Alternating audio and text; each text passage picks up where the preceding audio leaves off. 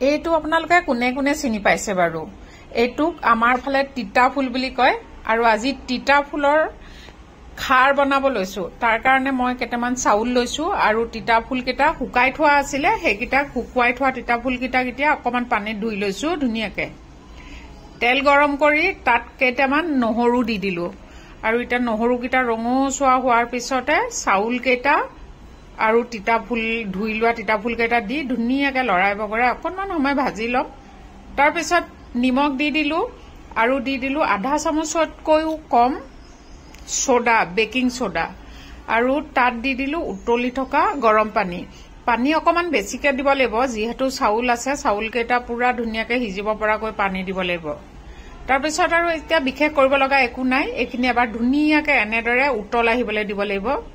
এয়া দেখিছে নহয় এতিয়া উতল অহাৰ পিছত লাহে লাহে ভাতখিনি মানে চাউলখিনি বইল হৈ গল আৰু ডাঠ হৈ আহিছে গুটে বস্তুখিনি ফাইনালি খাৰ ৰেডি হৈ গল